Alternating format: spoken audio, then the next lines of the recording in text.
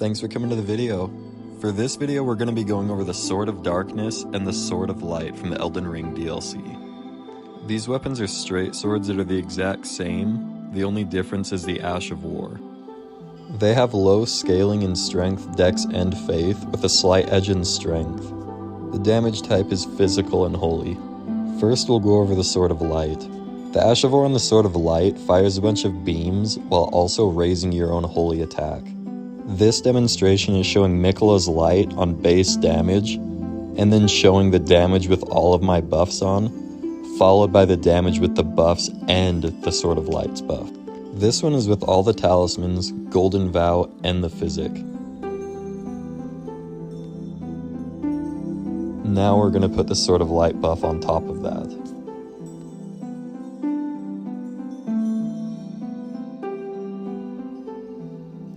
As you notice, the damage is substantially more.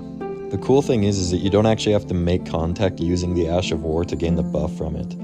So you can use all of your buffs, then use the Sword of Light, and then as long as the incantations that you're using are dealing holy damage, it'll benefit you a lot. It buffs any form of holy damage, including holy damage that you're doing on your weapons as well. Next is the Sword of Darkness. Now, the Ash of War and the Sword of Darkness, you raise it in the air, and in a 360-degree angle, it puts out smoke that lowers the holy damage negation of the target. Unlike the Sword of Light that puts out multiple beams that deal damage, the Sword of Darkness just does one single swath of dark that does one big drop of damage. The drawback on the Sword of Darkness is the skill is a lot slower, and on top of that, you need to make contact for the special skill to take effect. Whereas with the Sword of Light, it's a faster animation, and on top of that, you don't need to make contact for it to work.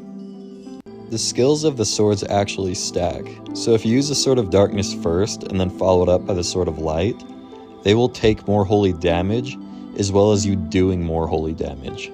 This means that anybody using a faith build that deals a lot of holy damage will benefit a lot from using these swords. The real thing that separates these two from one another is just the fact that the Sword of Darkness does more damage alone, but at the very same time the Sword of Light's better just because you get a better buff without actually needing to make contact with the enemy. If you can manage to get a boss with both of them, obviously it works really well together, but it is a little bit hard to get in there, use the Sword of Darkness and get out because the skill itself is pretty slow. Both swords are really good for just regular enemies, especially the Sword of Darkness Ash of War because it'll just wipe out a whole crowd because it's a full 360. Against bosses, I would just take the Sword of Light because it's less risky. You can buff yourself without needing to make contact. At max level, they scale at a C in strength and a D in dex and faith. Outside of their skills, they're just basic straight swords. So for most faith builds, I would imagine that most people are just going to use a Sword of Light for the buff and then change to something else, which is generally what I would do. In PvP, the swords perform completely differently though.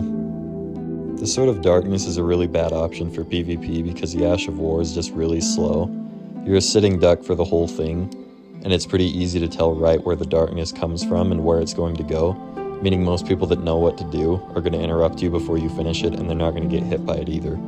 The Sword of Light, on the other hand, is actually a good option for PvP because the skill is instant. So, right when you use it, the beams of light are instantly in front of you, meaning most people that are next to you are instantly staggered unless they have hyper armor from a large weapon. The damage isn't super high unless they get hit by multiple beams, meaning it's better to use it in like narrow corridors or somewhere where your sides are covered.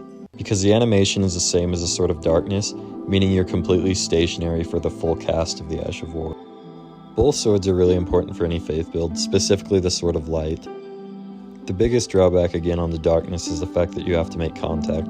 The Sword of Light, you just have to use it to gain the buff.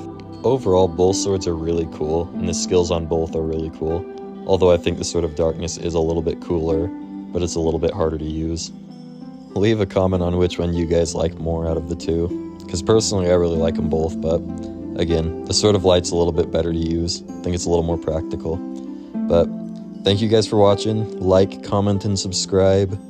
Share to your friends if you learned something new. And hopefully I'll catch you back here again. Thanks.